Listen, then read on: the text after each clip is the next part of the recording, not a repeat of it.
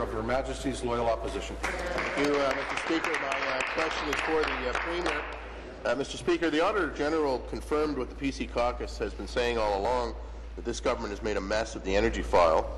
The Global Adjustment Tax is yet another grab at Ontarians' wallets, cooked up by this government to cover the outrageous costs and losses of the failed Green Energy Act. Ontarians have been duped out of $50 billion. That's 5 times the current provincial deficit. And hydro bills are at record highs.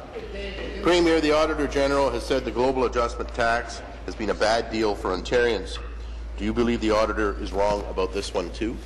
Well, Mr. Speaker, I know that the Minister of Energy is going to want to comment on the specifics, but let me just talk about what we have been doing in the energy system for the last few years, Mr. Speaker, because when we came into office, the energy system in Ontario was in a serious state of disarray. So what we've been doing is we've been modernizing the electricity system across the province.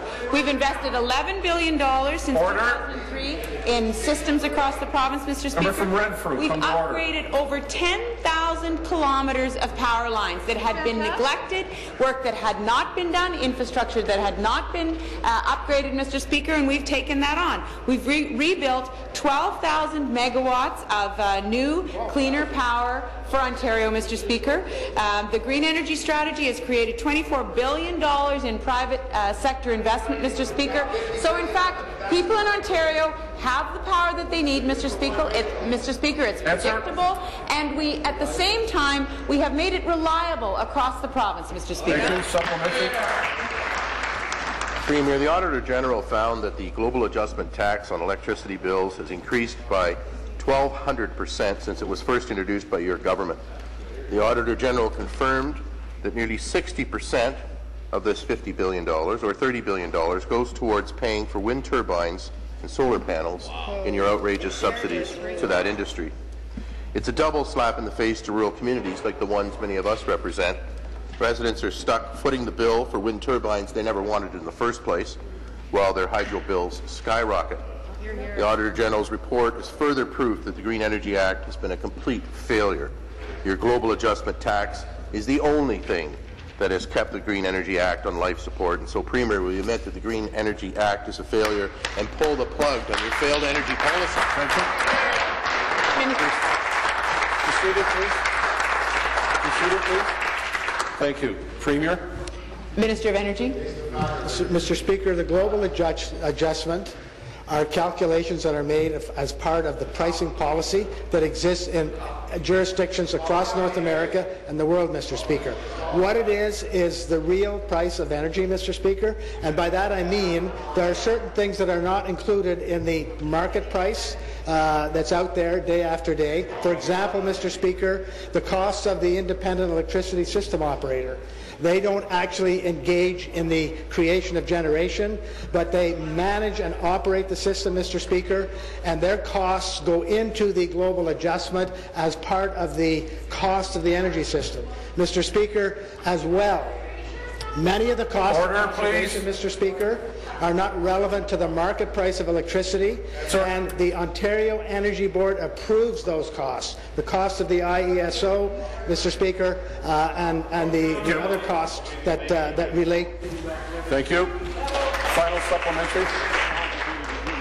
You know, since you brought this global, back to the Premier, since you brought the Global Adjustment Tax, which is a tax that didn't exist when we were in office, you brought it in 2006. Ontarians, according to the Auditor General, have paid $10,000. By this time next year, they will have paid $10,000. It's $1,000 a year extra on a new tax that you brought in. And the Minister says it's to pay for the OPA, the Ontario Power Authority, or the IESO, or new transmission. Those things were paid for in the cost of electricity when we were in power. We didn't have an extra tax. The reason you brought in the extra $50 billion tax is you needed a way sneakily to hide, I should say, your green energy, the subsidy to your green energy policy. So when all of those things that the Minister's talking about were once paid for the regular rate of electricity, you needed another, the auditor says, $30 billion to subsidize Mr. McGinty's and now Ms. Wynn's Premier's plan. Will you get rid of the stop the Green Energy Act? Be seated, please. Be seated, please. Thank you. Minister of Energy. Mr. Speaker, renewable energy represents about 8% of the bill, Mr. Speaker. It is a smaller portion of the bill. Member from Oxford, come to order. There have been significant investments made in the energy sector, Mr. Speaker, because we had a deficit of electricity and we had dirty coal burning, Mr. Member from Speaker. Huron-Bruce, And come in to order to order. rebuild the system, to make it clean and reliable, Mr. Speaker, we invested in hydroelectric. We invested in the tunnel in Niagara, Mr. Speaker. We invested in the Lower Matagami River, $2.6 billion. Member from That put Renfrew, pressure come on to order, prices, second time. Mr. Speaker, and we have put in mitigation measures to deal with those.